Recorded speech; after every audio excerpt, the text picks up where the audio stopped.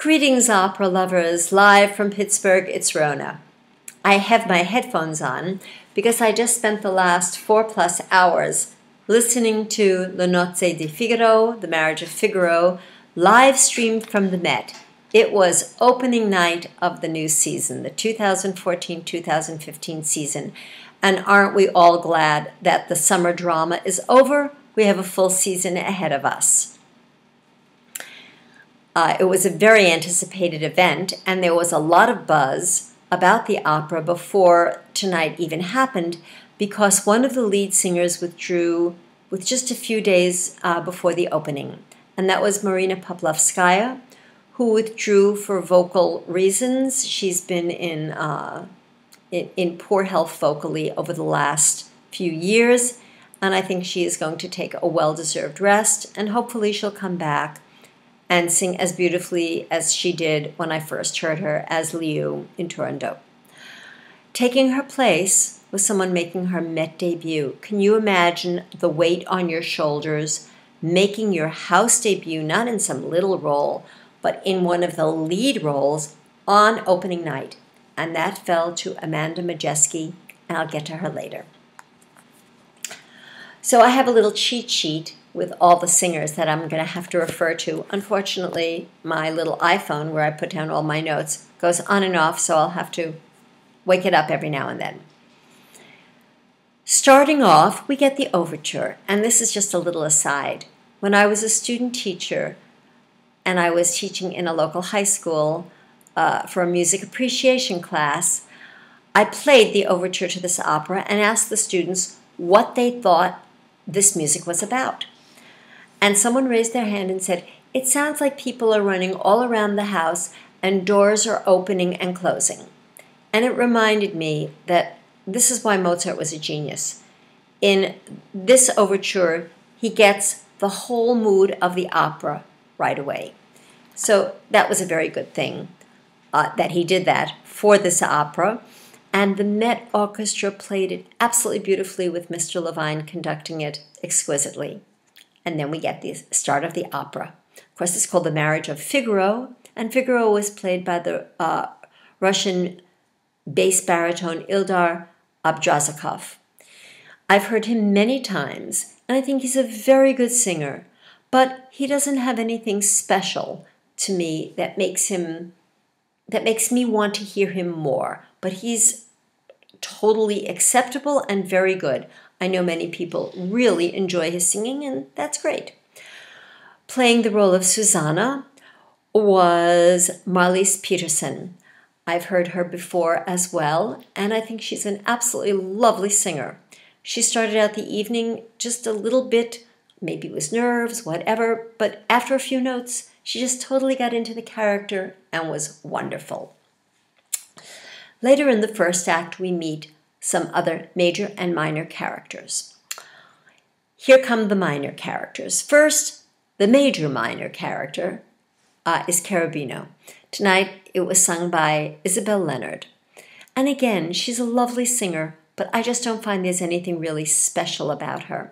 And it's a little disappointing that the Met couldn't have found someone who had more character in their voice to sing this role. Oh well, I'm not in charge of casting. Singing Bartolo was a bassobuffo named John Del Carlo. I just didn't care for him, but he was okay.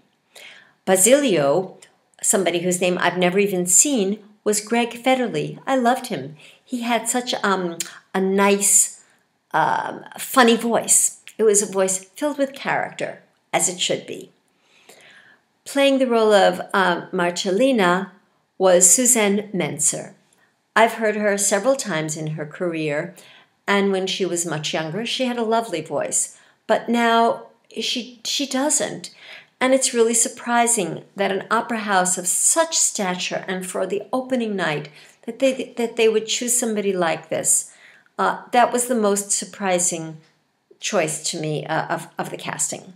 But then we get to meet the person who to me was the star of the evening. We get to meet the Count. And that was done by Peter Mattei.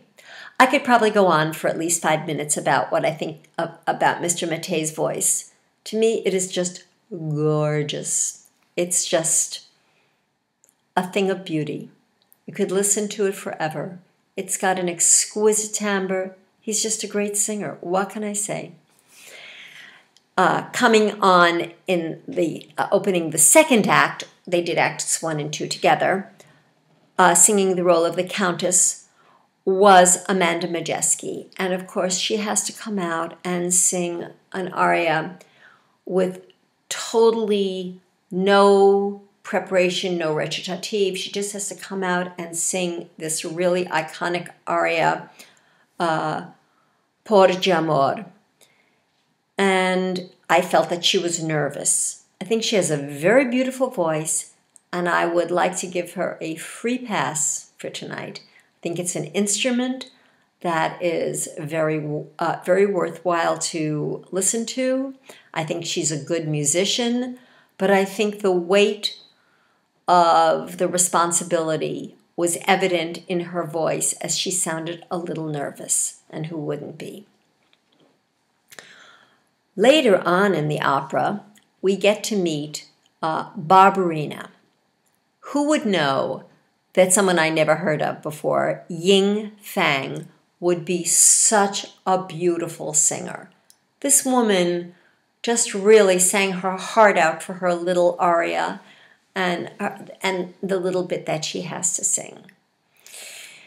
Now, how did the opera do as a whole? In general, as I always am, by the time we get to the fourth act, I am just so bored. I always look forward to Susanna's aria, and I was disappointed in that there were no interpolated high notes, whereas in the beginning of the opera, there was a little bit of decoration here and there. So I was hoping that they would just let the end of the aria do something different instead of what we all come to expect. Also, in general, I found that the tempos of the music were slow. I know from speaking to other people that they thought the recitatives were very rushed. I kind of like the recitatives to be rushed in an opera like this because it is so long. At the end of the opera, there was typical cheering. However, I didn't think it was a great performance. When Mr. Mattei was on stage, I loved it. When some of the other singers were on stage, it was perfectly acceptable. And then there were disappointments. And I don't think that the Met, putting on their premiere performance, should have anything that resembles a disappointment. They don't need to. They have at their disposal the world's greatest singers, the greatest of the young up-and-coming singers. So that was disappointing. I'm hoping I'll be able to make it up tomorrow night to hear Madama Butterfly, because one of my favorite tenors, Brian Eno, is going to be in it. And then on Wednesday, I'm going to have to miss the opening of Lady Macbeth. Doesn't anybody at the Met know that it's Erev Rosh Hashanah and not everybody can listen to a live stream? So I'm hoping that someone will send me a copy of it so I can hear it. So to all my friends who know what this is, Lashana Tova, and to the rest of you, I hope you have a great day or night. See you at the opera or see you on YouTube. Bye.